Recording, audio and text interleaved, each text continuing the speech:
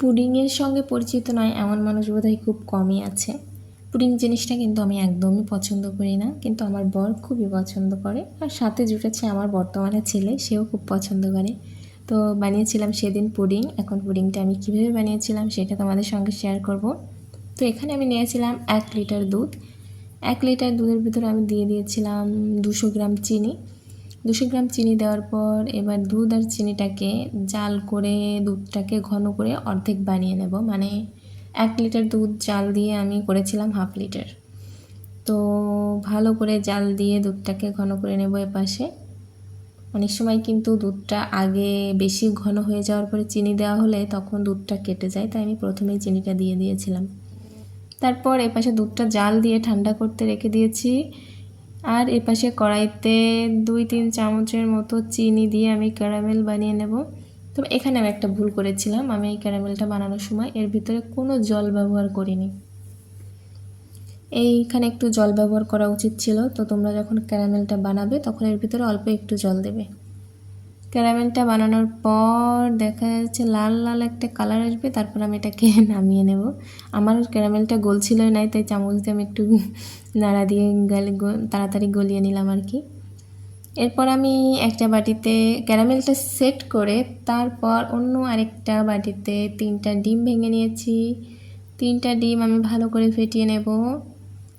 ফেটিয়ে নেওয়ার পর তোমরা এখানে ডিমের অনুপাতটা দুধের হিসাব করেই দেবে, কারণ যতটা পরিমাণ দুধ হবে ডিমের পরিমাণটা তার কাছাকাছি হলে ভালো হয়।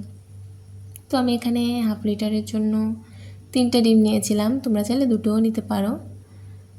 তারপর আমি দিয়ে দিয়েছিলাম এখানে কিছুটা ভ্যানিলা এসেন্স। এই ভ্যানিলা এসেন্স আমার একদমই পছন্দ না, যার জন্য আমি পুডিং খেতেই পারি না। তারপর আমি এর ভিতরে সেই জাল করে রাখা দুধটা দিয়ে দিলাম। দুধটা দিয়ে দেওয়ার পর ভালো করে একটু নেড়ে চেড়ে মিশিয়ে নেব। আর এই দেখো আমার ক্যারামেলের অবস্থা, আমি এর ভিতরে একটু জল দিইনি বলে ক্যারামেলটা ফেটে গিয়েছে। যাই হোক, প্রথমবার ভুল হয়ে গেল, কি আর করা যাবে। এরপর তোমরা চাইলে ছেঁকে নিতে পারো। এটা ছেঁকে নিলে তোমাদের ভিতরে ওই ছোট ছোট ছিদ্রের মতো আর হবে না, কিন্তু আমি ছেঁকে নিইনি, তার জন্য আমার পুডিংটায় বেশ ছোট ছোট ছিদ্র ছিল। তোমরা অবশ্যই ছেঁকে নেবে, তাহলে পুডিংটা আরও বেশি সুন্দর সফট দেখা যাবে।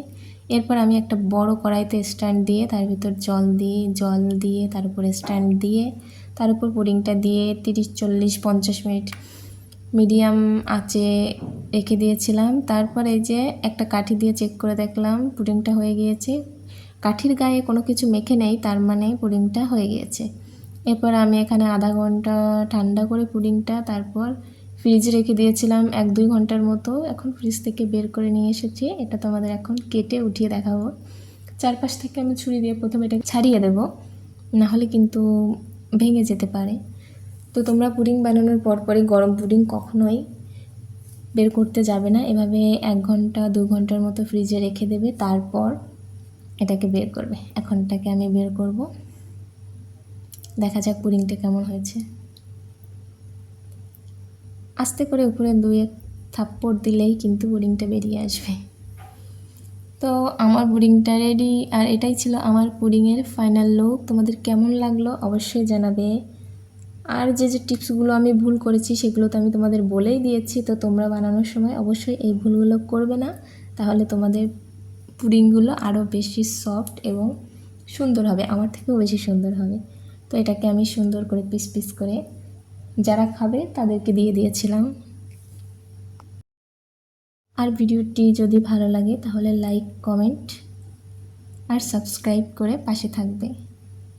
ভিডিওটি শেষ পর্যন্ত দেখার জন্য তোমাদের সকলকে অসংখ্য অসংখ্য ধন্যবাদ। ভালো থেকো।